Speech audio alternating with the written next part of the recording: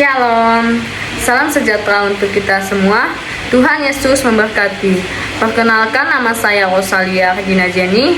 Saya dari Prodi PKK 1 semester 1 dengan NIM 241011115. Baiklah, di sini saya akan membahas materi pertemuan ke-16 tentang masalah sosial dengan solusinya. Masalah sosial adalah kondisi atau situasi dalam masyarakat yang dianggap merugikan kesejahteraan individu dan kelompok. Masalah ini dapat beragam, mulai dari kemiskinan dan pengangguran hingga kekerasan dan korupsi. Pemahaman yang komprehensif tentang masalah sosial sangat penting untuk merumuskan solusi yang efektif dan berkelanjutan. Penyelesaian masalah sosial memerlukan pendekatan multisektoral yang melibatkan pemerintah, masyarakat sipil, sektor swasta, dan individu. Jenis-jenis masalah sosial dan contohnya. Yang pertama, kemiskinan. Kurangnya akses terhadap sumber daya dasar seperti makanan, perumahan, pendidikan, dan kesehatan. Contoh, keluarga di daerah terpencil yang kesulitan mendapatkan makanan bergizi, hidup di rumah reot tanpa akses air bersih, dan anak-anaknya putus sekolah karena harus bekerja membantu orang tua. Yang kedua, pengangguran. Kurangnya lapangan kerja yang tersedia bagi mereka yang mencari pekerjaan. Contohnya, lulusan perguruan tinggi yang kesulitan mendapatkan pekerjaan sesuai bidang studi mereka, atau pekerjaan informal yang kehilangan pekerjaan akibat pandemi. Yang ketiga, ketimpangan sosial. Perbedaan signifikan dalam kekayaan, pendapatan, dan akses terhadap sumber daya antara berbagai kelompok masyarakat. Contohnya, kesempatan pendidikan yang terbatas bagi anak-anak dari keluarga miskin dibandingkan dengan anak-anak dari keluarga kaya, atau perbedaan pendapat yang sangat besar antara CEO, perusahaan besar, dan pekerja buruh. Yang keempat, kekerasan. Baik kekerasan fisik maupun verbal, termasuk kekerasan dalam rumah tangga, kekerasan seksual, dan kekerasan antar kelompok. Contohnya, kekerasan dalam rumah tangga yang mengakibatkan cedera fisik dan psikologis pada korban, atau tawuran antara pelajar yang menyebabkan korban luka-luka. Contoh yang kelima, penyalahgunaan kekuasaan dan sumber daya publik untuk keuntungan pribadi. Contohnya, pejabat pemerintah yang menerima suap untuk proyek pembangunan atau penggelapan dana negara oleh oknum tertentu. Yang keenam, permasalahan lingkungan.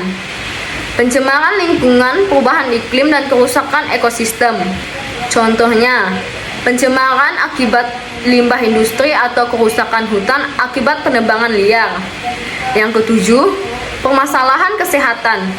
Tingkat penyakit menular dan tidak menular yang tinggi, akses terbatas terhadap pelayanan kesehatan. Contohnya, tingginya angka penderitaan penyakit jantung dan diabetes, atau kesulitan masyarakat di daerah terpencil untuk mendapatkan perawatan medis. Yang kedelapan, permasalahan pendidikan. Akses terbatas pada pendidikan berkualitas, rendahnya angka melek huruf. Contohnya, kurangnya sekolah di daerah terpencil atau rendahnya kualitas pendidikan di sekolah-sekolah negeri tertentu. Yang kesembilan, permasalahan narkoba. Penyalahgunaan narkoba dan ketergantungan. Contohnya, meningkatnya kasus penyalahgunaan narkoba di kalangan remaja atau overdosis yang mengakibatkan kematian. Analisis masalah sosial atau contoh kemiskinan.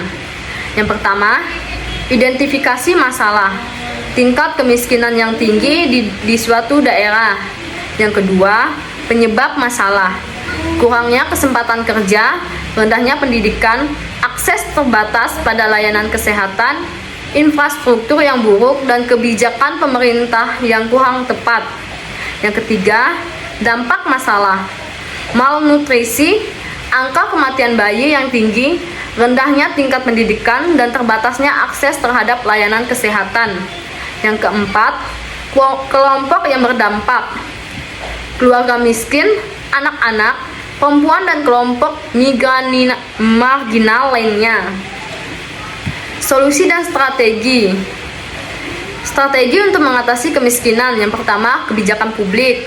Yang kedua, program Keluarga Harapan atau PKH, memberikan bantuan keuangan kepada keluarga miskin untuk memenuhi kebutuhan dasar. Yang ketiga, kartu sembako, memberi subsidi untuk pembelian bahan pokok. Yang keempat, program pelatihan dan pengembangan keterampilan, mempersiapkan masyarakat miskin untuk mendapatkan pekerjaan yang layak. Partisipasi masyarakat. Yang pertama, pemberdayaan manusia, membantu masyarakat untuk mengelola sumber daya dan mengembangkan ekonomi lokal. Yang kedua, kooperasi, memfasilitasi akses terhadap modal dan pasar bagi masyarakat miskin. Yang ketiga, pengembangan sumber daya manusia. 4. Pendidikan gratis dan berkualitas, memberikan akses pendidikan yang setara bagi semua lapisan masyarakat. Yang kelima, pelatihan vokasi, memberikan keterampilan yang dibutuhkan pasar kerja.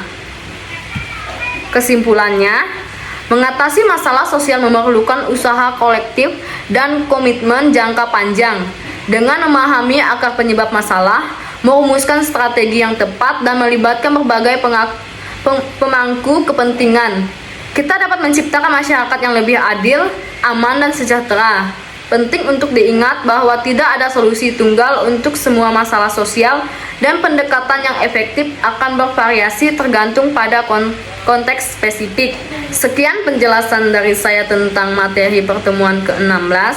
Jika ada tutur kata yang kurang berkenan, saya mohon maaf. Sekian dan terima kasih.